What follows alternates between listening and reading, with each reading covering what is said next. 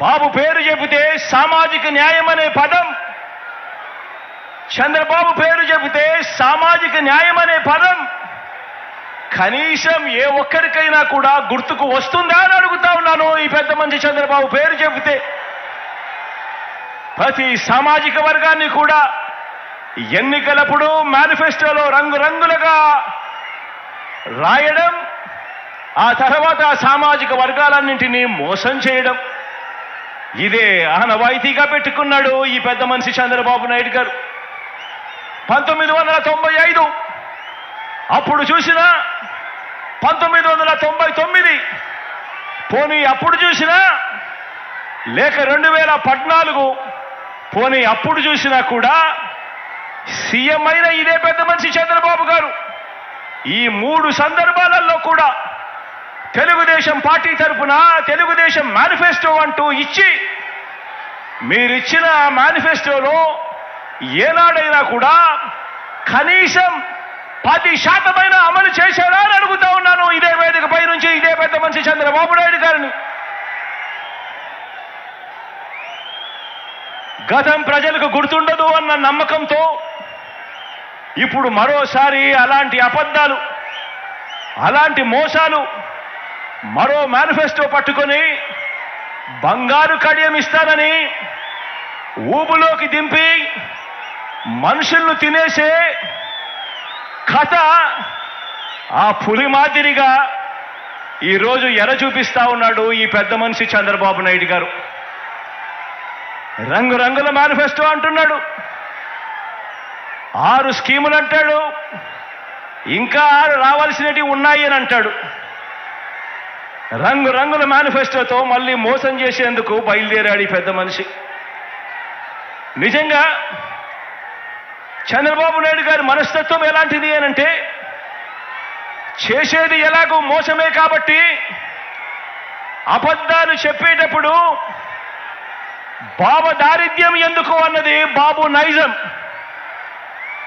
ఎలాగూ చేసేది లేదు, ఎలాగూ చెప్పేది అబద్ధాలు, ఎలాగూ చేసేది మోసమే కాబట్టి ఇక ఎలాగో మోసమే చేస్తా ఉన్నప్పుడు ఇక నోటికి కట్టడి ఎందుకు, అబద్ధాలు చెప్పేటప్పుడు బాబు దారిద్ర్యం ఎందుకు అన్నది బాబు నైజం.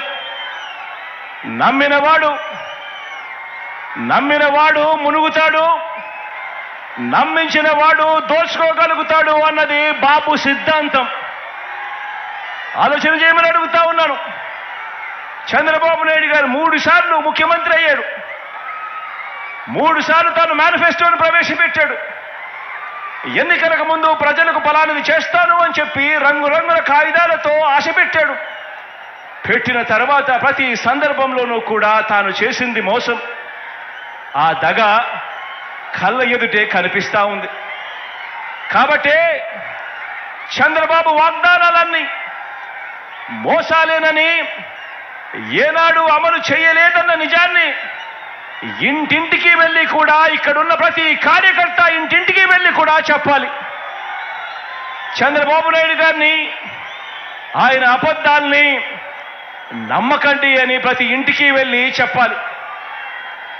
బాబు వంచల్ని, బాబు మోసాలని భరించలేక కదా, చంద్రబాబు నాయుడు గారి మోసాలని, చంద్రబాబు నాయుడు గారి వంచల్ని భరించలేకే కదా 5 ఏళ్ల క్రితం రాష్ట్రంలోని అన్ని సామాజిక వర్గాలు, రాష్ట్రంలోని అన్ని ప్రాంతాల వారు, మొత్తం ప్రజలందరూ కూడా చొక్కా మడతేసి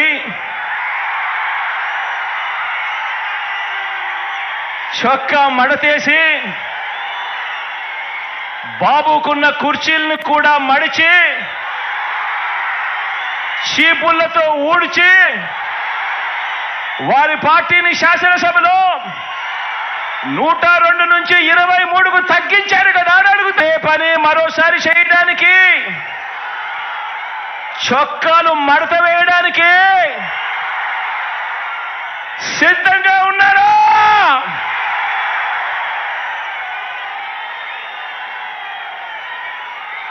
ఈ చంద్రబాబును సవాల్ చేస్తా ఉన్నాను. 14 ఏళ్ళు సీఎంగా ఉన్న మీ పేరు చెబితే ఇదే పెద్ద మనిషిని చంద్రబాబు నాయుడు గారిని ఇక్కడి నుంచి సవాలు విసురుతా ఉన్నా. 14 సంవత్సరాలు ముఖ్యమంత్రిగా